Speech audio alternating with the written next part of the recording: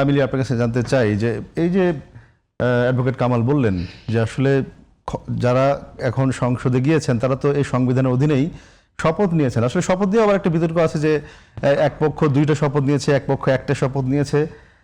আপনি কি বলবেন যে আসলে সংবিধানের বাইরে গিয়ে কিছু করার সুযোগ আছে কতটা?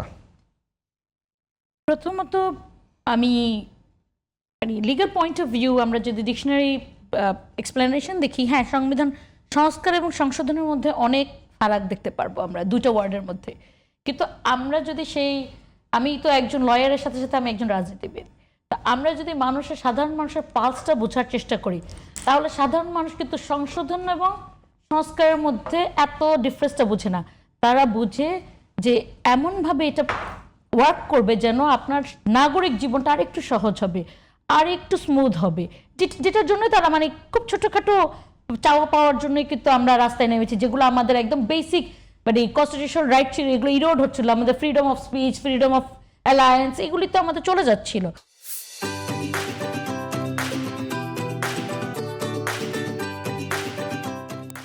তাহলে আমরা এই যে আমার মনে হয় যে সংবিধান সংস্কার না সংশোধন, এটা একটা কুতর্ক। এটা এবং উনি যে বললো যে কোথায় কোথায় লাগবে এটা আইডেন্টিফাই করা হোক, এটা আইডেন্টিফাই করা হয়েছে। এটা কিন্তু উইথ বিএনপি শুধু বিএনপি না, যতগুলি দল ইফেক্টিভ দল ছিল সবাই মিলে 34টা দল মিলে ঐক্যমত্য কমিশনে লম্বা সময় রাষ্ট্রীয় কোষাগারের পয়সা খরচ করে কিন্তু লম্বা সময় এটাকে আলাপ আলোচনার মাধ্যমে কিন্তু আইডেন্টিফাই করা হয়েছে যে কোথায় আইডেন্টিফাই করা হয়েছে এবং একটি জুলাই সনদ স্বাক্ষরিত হয়েছে এবং এটা গণভোটেও গিয়েছে। এবং সম্প্রতি যদি আমরা বলি যে সংসদেও কিন্তু একটা বিশেষ কমিটি আবার গঠন করা হলো। হ্যাঁ, এবং সবচেয়ে বড় কথা, এটা মানুষের গণভোটে যাওয়ার পরে মানুষের ওভারওয়েলমিং নেই একটা পজিটিভ রেকগনিশন ছিল এটার জন্য। সুতরাং এই যে আবার ব্যাকট্র্যাক করা যে আমাদের আসলে কোথায় কোথায় দরকার সেখানে আমরা ফেরত যাই, এই জায়গাতে গেলে তাহলে কোনোদিন আমরা কিন্তু সামনে আগাতে পারবো না। সুতরাং আমাদেরকে এটা রেকগনাইজ করতে হবে যে আমাদের চেঞ্জ কোথায় দরকার, এটা কিন্তু আইডেন্টিফাইড হয়েছে, কোথায় কোথায় কিভাবে চেঞ্জ দরকার, এবং সেটার চেঞ্জের পক্ষে মানুষ ওভারওয়েলমিংলি ভোট দিয়েছে যে একই ভোটে এই সরকার ক্ষমতায় এসেছে। সুতরাং আমরা কিন্তু দুইটা ভোটকে সেপারেট করতে পারবো না, কারণ একই ভোটার তো it's the same number of voter, দুইটা ব্যালটে দিয়েছে। তো সুতরাং যেই ভোটে এই সরকার ক্ষমতায় এসেছে সেই ভোটে মানুষ কিন্তু ওভারওয়েলমিং এই চেঞ্জের পক্ষে মত দিয়েছে। এবং জাতীয় নির্বাচন এবং গণভোট, জাতীয় নির্বাচন তো সংবিধানে আছে, কিন্তু গণভোট কি সংবিধানে ছিল? এটা কিন্তু এই জিনিসটাও তো গণভোটটাও কিন্তু এটা কিন্তু কনসেনসাস কমিশনে সবার ঐক্যমত্যে নিয়ে কিন্তু এই গণভোটটা করা হয়েছে।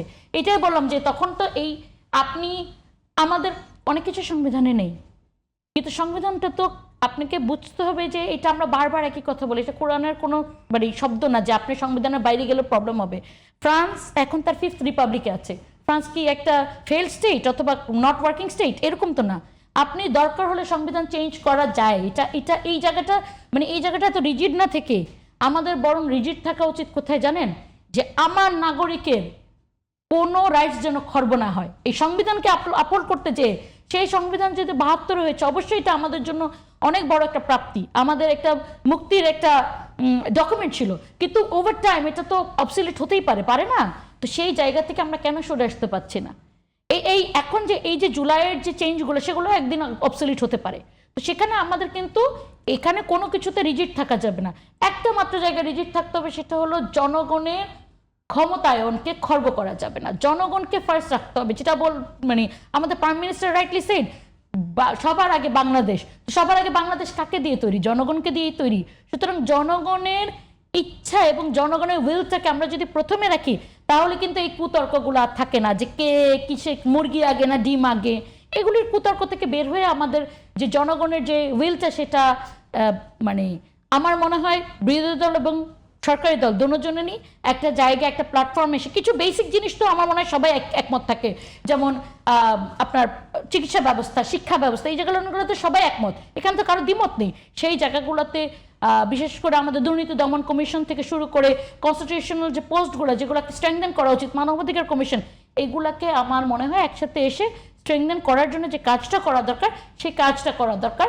নট যে এটা কি সংস্কার হবে নাকি সংশোধন হবে, তার থেকে বড় কথা হলো যে কোনটা চেঞ্জ করলে আমার জনগণ ভালো থাকবে। কিন্তু এটা তো সবাই বোঝে বা সবাই চায়। আপনি যেটা বলেন যে এটা তো এই যে সংস্কারগুলো সবাই চায়, সরকারও চায়, বিরোধী দল চায়, কিন্তু এখানে এখন আন্দোলনের প্রসঙ্গ আসছে। বিরোধী দল এখন বলছে যে তারা সংসদের সমাধান না হলে তারা রাজপথে যাবে। এটার প্রয়োজনীয়তা কেন হলো, বা সরকার এটা কেন করতে চাচ্ছে না, আপনার কি মূল্যায়ন? আমি স্টান্ট, মানে আমি এই জায়গায় আমি আসলে বুঝতে পারছি না যে কেন। কারণ এই সরকারও কিন্তু অনেক অনেক অত্যাচার সহ্য করে এখানে এসেছে। এই সরকারও যে তার কোনো কিন্তু রাজপথের যে ভ্যালু নাই এটা কিন্তু না। তাদের অনেক হিস্ট্রি আছে, অনেক কষ্টের ইতিহাস আছে। তাহলে কেন সরকার এই যে একটা মানুষের ওভারওয়েলমিং চাওয়াকে প্রাধান্য দিচ্ছে না, মানে কোথায় এটা বাজছে? আমার এই জন্য আমি বলেছি যে ডায়ালগস অনেক কিছু সমাধান করতে পারে। আপনার আন্দোলনের থেকে ফার্স্ট হওয়া উচিত যে বিরোধী দল সরকার দলের মধ্যে একটা ডায়ালগ, যে আমরা কোথায়, মানে কোন জায়গাগুলো অ্যাটলিস্ট, ঠিক আছে আমাদের ডিফারেন্স আছে 9টা জায়গায়, 166টার মধ্যে হয়তো 9টা 10টাতে, আমি শিওর 9টা 10টার বেশি না। তো আর তো 156 যেটা আছে প্রশ্ন, সে 156টা আপনারা করেন, একসাথেই করেন। তাহলে তো আমরা জনগণ আমরা অ্যাটলিস্ট ফিল করব যে 2024-এর পরে আমাদের বিরোধী দলও আমাদের, সরকারি দলও আমাদের, জনগণের জন্যই আছে। তো এই জিনিসটা আমার মনে হয় এখানে বড় দায়িত্বটা বর্তায় কিন্তু সরকারি দলের উপর, যেহেতু তারা এখন ক্ষমতায় আছে। তাদেরকে আমার মনে হয় এগিয়ে আসা উচিত, মানুষকে অ্যাটলিস্ট এই মানে ইয়াটা দেয়া, যে ভরসা দেয়া যে না আমরা শুধু মুখে বলি না যে সবার আগে বাংলাদেশ, আমরা করে দেখাই সবার আগে বাংলাদেশ।